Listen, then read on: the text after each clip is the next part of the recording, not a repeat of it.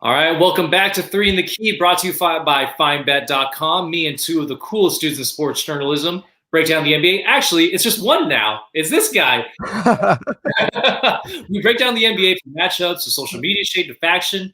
I'm Dan Tran. Joining me is Henry Curry, aka Henny Curry, in Southern California. Henry, how you doing, man?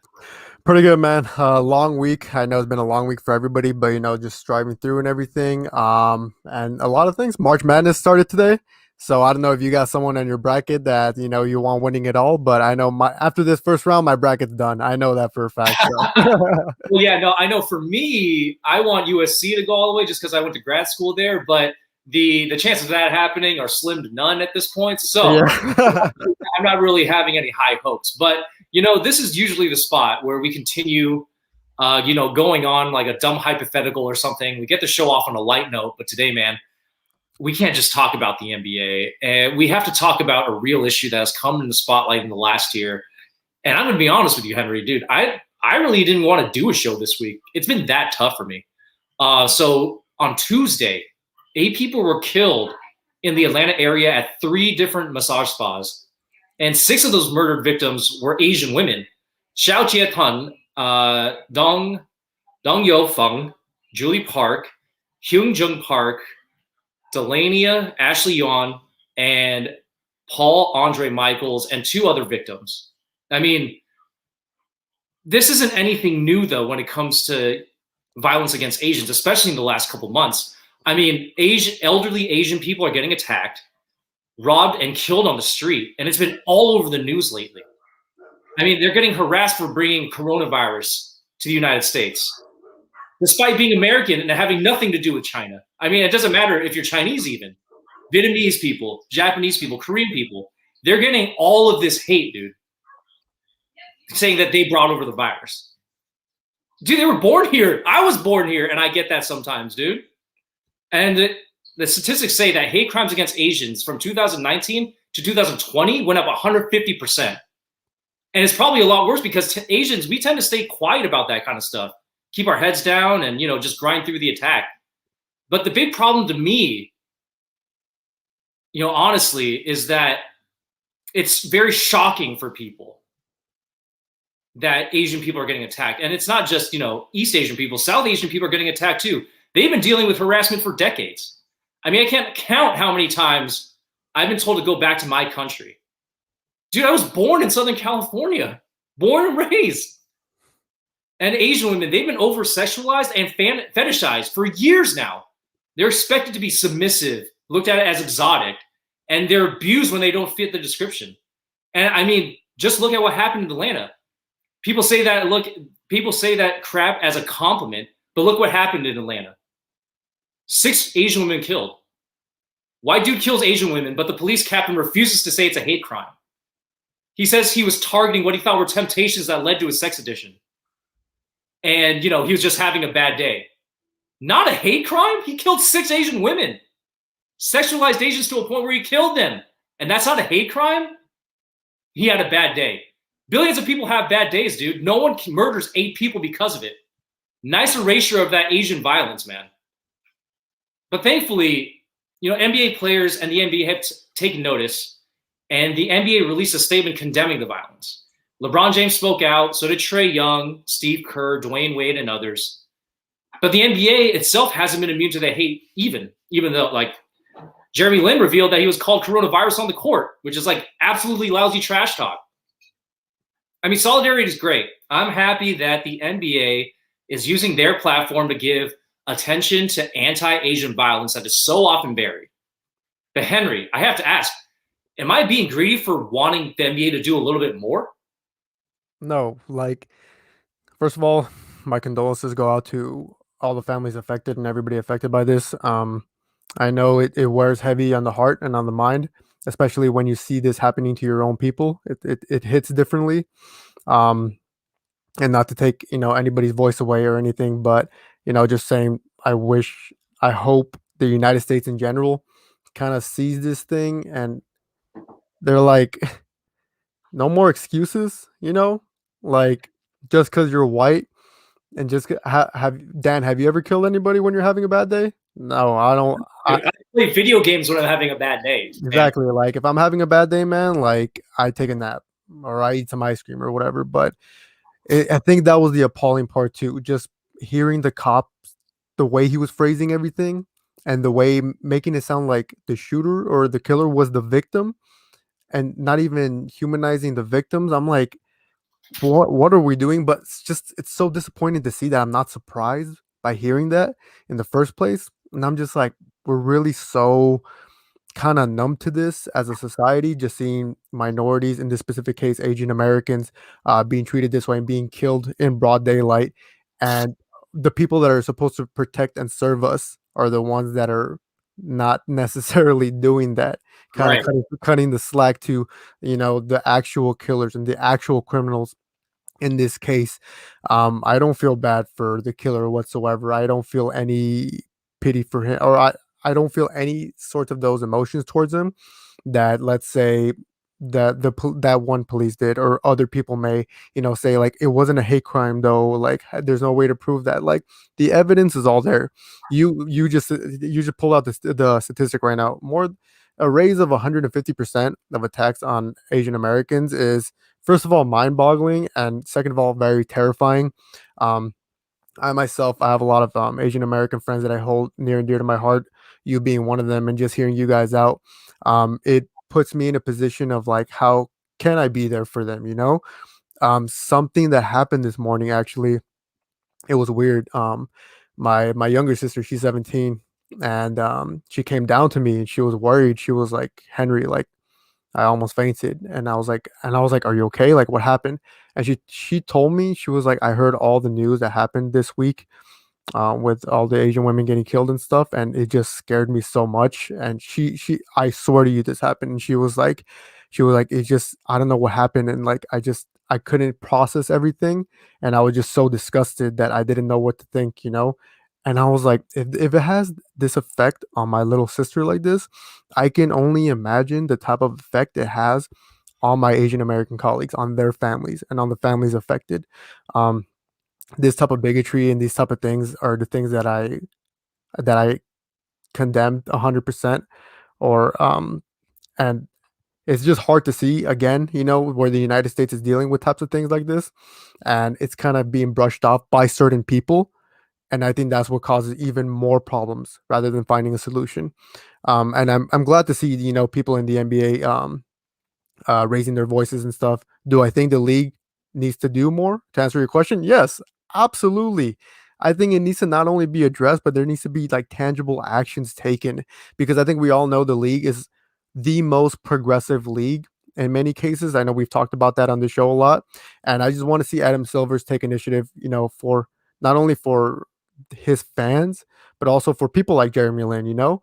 I don't think it was fair to call him coronavirus on the court. And I just think that's a result of everything that transpired this past year, that Asian Americans are looked at more as a threat now, and things like that, because of COVID and stuff like that. First of all, I think that stems also from arrogance, and not arrogance, from ignorance, from a lot of people. You just pointed out right now, like people that are born here and stuff, like saying stuff like that, like you brought us this and that, like this is coming from pure ignorance as well. And it's not something you should brush off as well. I think these are certain problems that the NBA needs to tackle a lot more, and I think they have the capability to do so much more. But to go back to you, yes, I think the league has the power to do so. Do you think there's any tangible actions they can take moving forward that would, help solidify some sort of solution? I mean, I guess just highlighting different organizations that can helping out those organizations. I mean, they do community outreach, right? That's kind of my thing, where you don't have to directly, because I don't think they directly like bring people to donation sites or anything like that. I think that's kind of not their thing, and that's not like on them to do, which I totally understand. But bringing light the issue is number one. Number two is guiding people to organizations that actually can do the work and can do the help.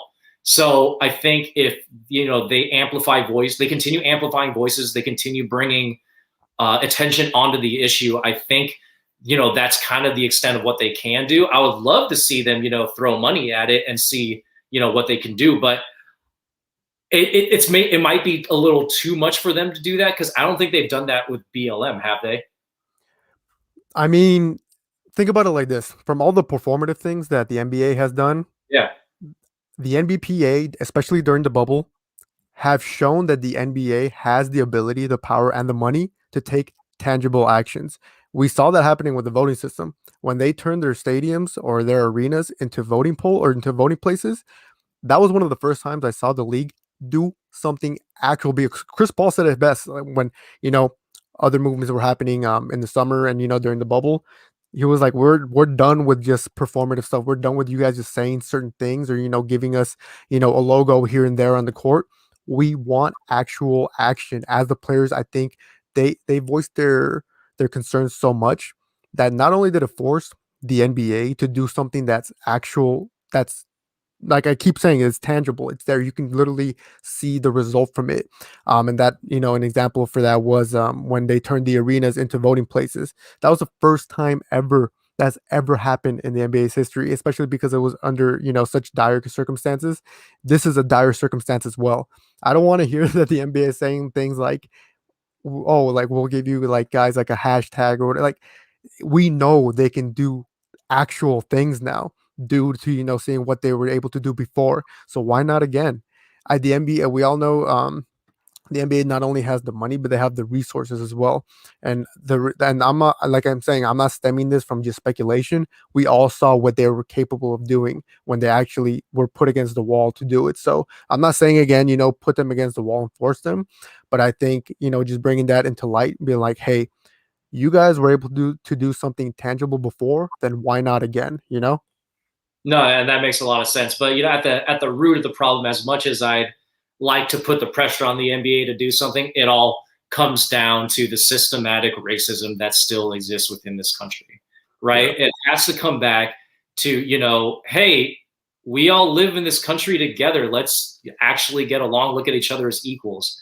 Unfortunately, it's like, 300 years into this experiment and nothing has happened really. So it's just mind-boggling and frustrating to me, that it still hasn't happened where, we treat each other with respect and kindness. But, that's all we can do for this platform over here between us two is just, plead with each other, help, not only help marginalized communities out, but, do something about it. And, the people in power, like, just got to help, man. like care for once. Yeah, But in your case, is there something in specific that you want seen done? I know, I wish systemic racism could be abolished, overnight, and I know that's not the case. But in taking, those steps in the right direction, is there something that has come to your mind that can eventually get us to that place and kind of get us out of these certain situations that are absolutely avoidable?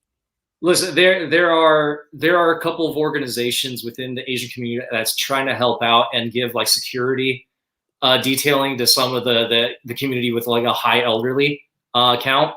I mean, if they can donate resources, or they can donate money to those organizations to help them run and help out the community, I think that'd be great. I want to hear news about that.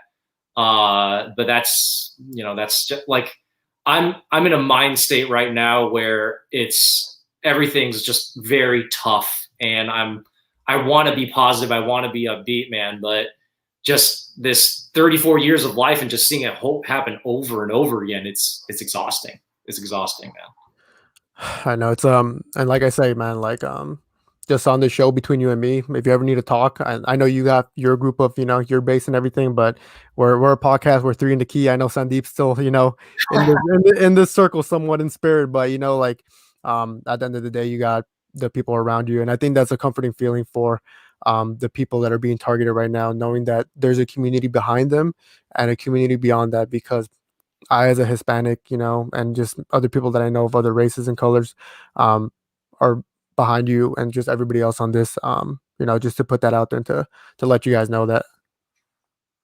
No, yeah, and I really appreciate it, man. But we talked about some serious stuff. Let's get like the actual some NBA stuff, because I mean, the quicker we go, the less I have to kind of think about it. So Yeah. yeah, all right, let's talk about some NBA deadline. It's approaching, man. Next week, the 25th. This is like one of the most exciting times in NBA, like in the NBA season. Plenty of rumors and speculations out there, but I think we kind of went through this last week. But let's go through a little game of buy and sell. All right, Henry. I'd let you know a statement. Let me know. Let me know if you buy it or if you're selling it. All right, let's go. Statement: Andre Drummond will be moved. Buy or sell? Mm, bye. Okay. All right. And any particular like team? Any particular reason? Am I pointing to the right direction now? There's Oh, one, there's one damn team I hope, because when you lose to the Cavs last night, and like it's so many things going on with the Boston organization, but obviously, Andre Drummond is he's gonna. I think anywhere he goes, he's gonna be a great fit because I still think he's an all-star caliber player. He's still in the midst of his prime. So any team that's lucky to get him will be happy to get him. But there's particular teams that are missing big men. That's why I point out the Celtics. And being unbiased too. Just from my standpoint, seeing a team that lacks consistent big men productivity. I'm trying to think also like, okay, where's a place where Andre Drummond can fill that role and get those minutes. I think we all saw that the Cavs kind of flooded their roster with big men, so that was kind of weird seeing JaVale McGee, Larry Nance, and all always a those great guys. strategy. Always a great Yeah, strategy to overbuy on forwards and centers. yeah, it was weird. It was like the biggest team in the league. I was like, okay, then what do you do with all this? But I hope aside from that, from my little biases, but I hope from that Andre Drummond does find a place to fully, excel in his capabilities because, like I said, he's still in the midst of his prime, and I think he still has a lot to offer for whatever organization he goes to. So get him the hell out of Cleveland because I don't want they got. Like I said, too many big men. I don't know what they were doing. I think they knew what they were doing. I think they were trying to push out Andre Drummond. Really. But and it happened. He fell out of the rotation. Kevin Love and everybody Kevin Love's injured, right? Yeah. Yeah, and he's still injured when he comes back. Like, there's no room for Andre Drummond. I mean, I think they fell in love with Jared Allen too. I think his defensive presence. All over Jared Allen, man. That guy Yeah, blocks and yeah, rebounds. exactly. I mean, I think we all saw like now Jared Allen's impact on the Cavs. I'm like, okay, good pickup for the Cavs. Now this is pushing like Andre Drummond even more out of Cleveland. So inevitably he's out. Buys. I hope he goes to the Celtics. But for you, where do you see him? Landing, or is there a place you hope he lands? Well, okay, so I get what you're saying with the buy. Not only do the Celtics have a shot, but so do the Mavericks. The Spurs can match with LaMarcus Aldridge, and the Bulls, they have a lot of young talent that they can kind of play around with and create a package. So I see where there are a lot of options where you could see that he would be moved.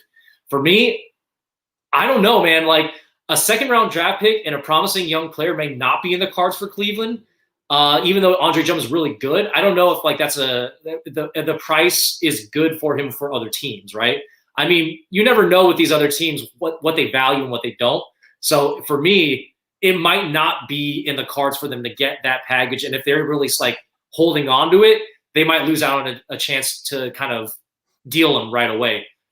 But I just don't see it. I just don't see that Andre Drummond gets moved. I think he gets bought out, which is great for the Lakers because now the Lakers could go after him and give him some. I was going to tell you, like, just bring up the Lakers already.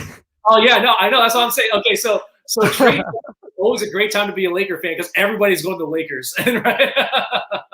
That's true. See, but you guys are also interested in JaVale McGee. I still see those reports floating around. I don't know how true that is. Yeah. But with those being like they're rumors still, but I think that kind of deflates your chances for Andre Drummond, don't you think?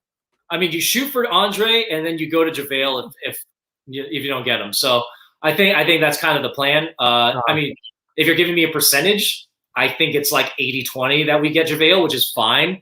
But you always have to hold out for the 20 just in case. That's all I'm going to say. Okay, I respect that. You're giving it like a good ratio. Right, so next question. The Spurs haven't made an in-season trade since 2014, a streak that will be broken this year. Buy or sell? I buy that. Actually, I don't know. I don't know because the Spurs got a good thing going on. And I think they're one of the most underrated teams in the Western Conference, which is weird to say for the sport Right. for the Spurs organization, but they have become the underdogs, at least as of late. I think DeMar DeRozan is having a fabulous season.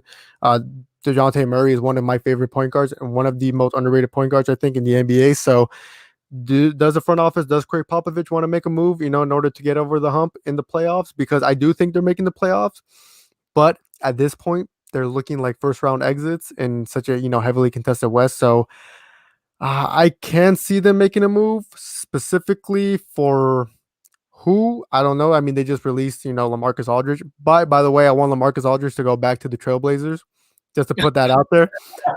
But I don't see the Spurs. Well, actually, right here it says Spurs make first in-season trade since 2014. So I'm Well, kind that of answers. miscombobulated. Yeah, that answers that question. But I'm miscombobulated on the fact that can the Spurs kind of pick up the slack with LaMarcus Aldridge missing, because I think LA was still playing, not his best basketball, but still great basketball. Um, I'm gonna toss it to you. Get back to me on that. But for you, do you see the Spurs kind of making a bigger trade package to see if they can get someone that can kind of get the Spurs either to the second round or maybe even the Western Conference Finals? I mean, for me, I'm kind of selling it. The thing I love about Spurs and I love about Greg Popovich is that he's just stubborn.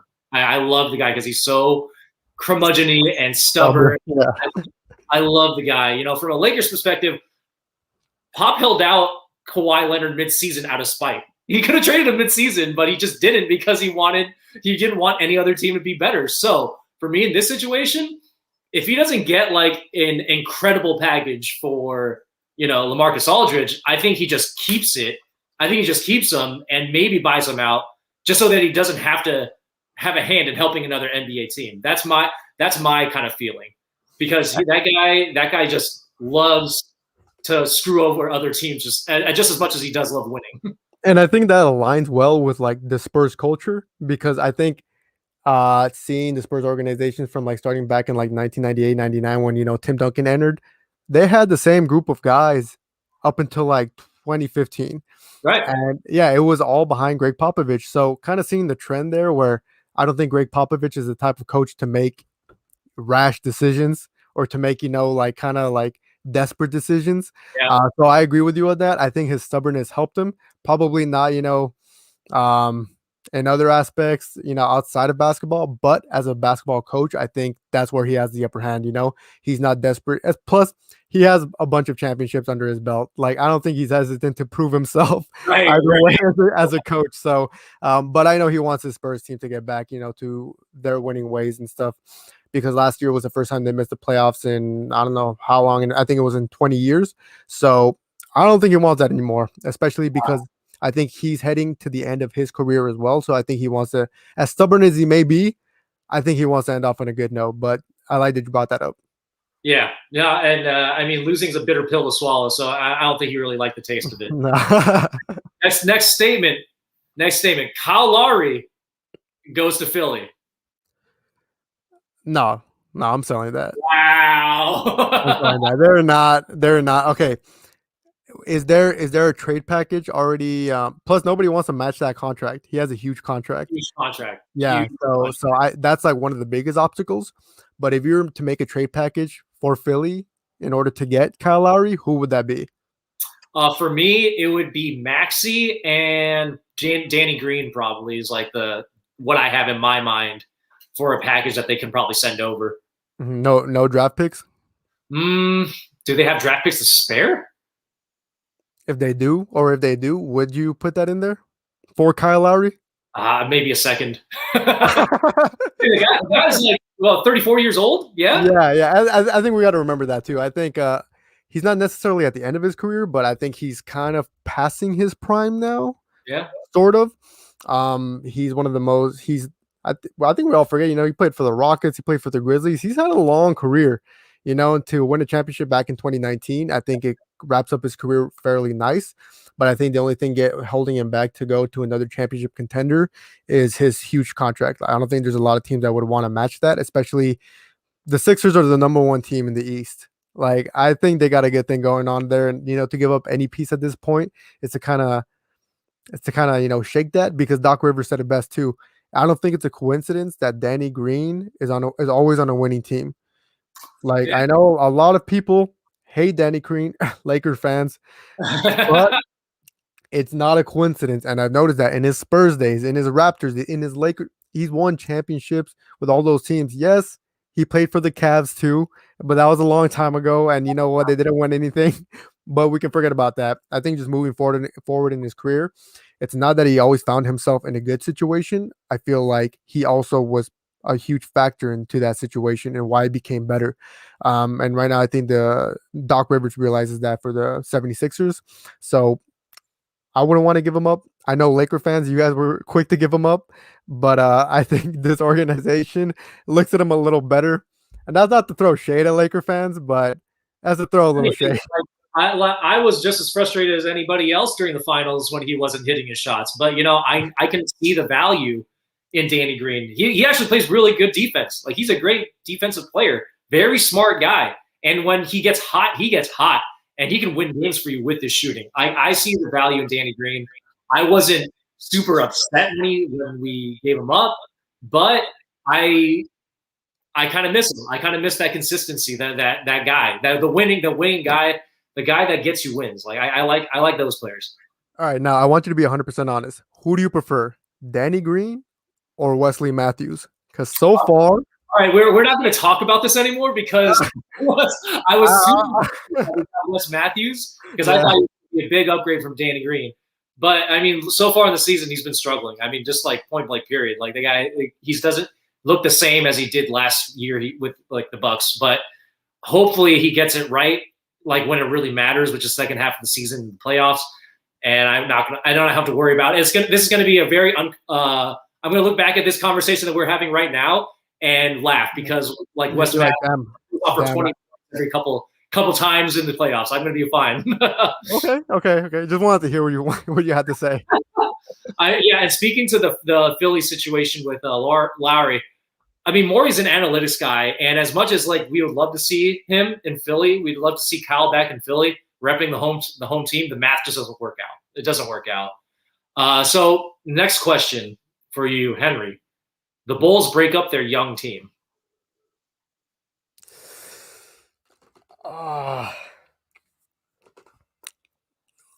That one's a hard one because they have so much potential, but then it just doesn't translate when you look at it on paper. Laurie Markkinen has been out for a good amount of games because of his injuries. I think Kobe White was one of the most underrated players drafted last year, and I think he's been playing terrifically, and he's only going to improve from there.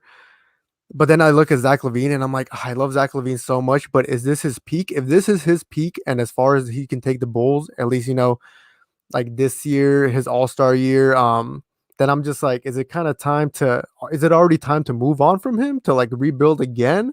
Because one, I don't want Zach LaVine to waste his career or, the prime of his careers.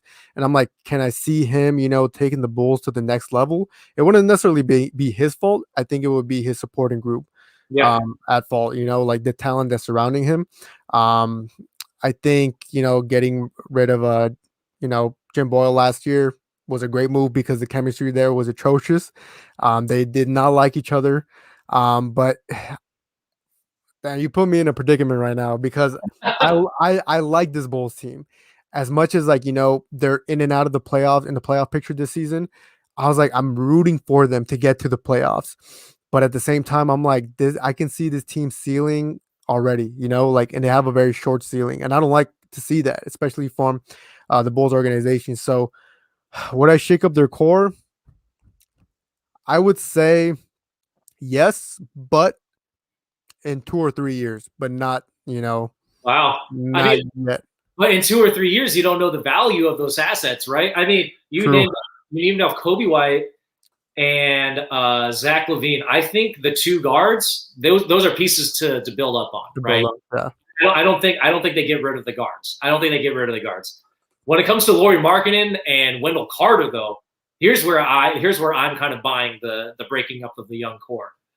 Markkanen, he's a restricted free agent at the end of the year, and he's averaging nearly 20 points a game, and that gives him a lot of value in the trade market, right? And the Bulls, they might look at some of the contracts that are coming up, and they might not want to pay him. So if you're the Bulls and you're looking at that situation, you're like, hey, I got this young player. He kind of looks good, 20 points a game. We can get him, and we can like ship him off and actually get like a pretty decent piece for him. And then there's Wendell Carter, who for all intents and purposes was supposed to have made the leap, a big leap this year, but he's been hurt. And then he was just benched for Thaddeus Young, and you can't, as a young player, be benched for a veteran player like Thaddeus Young and think that you're gonna have you're good, right? You're not gonna, you have to improve a lot in order to supplant Thaddeus Young if you're Wendell Carter. So I think the Bulls are looking at those two players specifically in order to move and get a piece that might be able to help them take that next step in order to actually contend in the playoffs. What do you think? Okay, well, when you bring up Lauri Markkanen and Wendell Carter Jr., I see your point. I think the two people to build around is Zach LaVine and Kobe White, and I think every other player on that roster is interchangeable or expendable. When it comes to that, but then there's just it's just like, who can they get? In terms of when you look at bigger. Do you want to match Zach LaVine with another All-Star, with another effective role player? Do you want to bring a superstar to the Bulls? I don't think there's really a superstar that looks at the Bulls as being their destination. So hey, Chicago's a great city. You can sell that. Yeah, it is, and they have won championships back in the '90s, but we're not in the '90s anymore. We're in a whole new era where the Bulls have not been that winning franchise since, I would say, 2015, because that was when Derrick Rose hit that game winner over the Cavs, and that was like their last big highlight as a franchise. Aside from that, it's kind of been downhill from there, but they're picking it up now. So I don't think the front office is going to make rash decisions, but in terms of bringing another superstar over there, I don't think there's superstars that look at Chicago right now and being like, that's the place to be, or they're not LA. They're not the Lakers or anything. I know they're not championship contenders, and I think all the superstars right now are kind of desperate, to be championship contenders as fast as they can be. My only worry is that Zach LaVine is going to be too loyal to this franchise, and that years of his prime can be wasted, and I don't want to see that happening. But aside from that, two players to build around, Kobe White and Zach LaVine, and aside from that, just get rid of everybody else if you can, and then make a great trade package, because that'll be the best you can make. But the Bulls are making some noise this season, and I think that's a good sign. So praying for Chicago to get over the hump. All right. Well, shout out to Thaddeus Young, though, holding it down for the 30-plus-year-olds and playing for 5 different teams and still freaking killing it. Mm-hmm. I love Thaddeus Young, man. Yep. All right. Well, that's it, folks. This episode of 3 and Key is over. Thank you for listening. Be sure to catch us next Thursday and look at our work on FineBet.com. And if you want to help fight anti-Asian violence, consider donating to support the AAPI Community Fund on GoFundMe.com. We'll see you next week.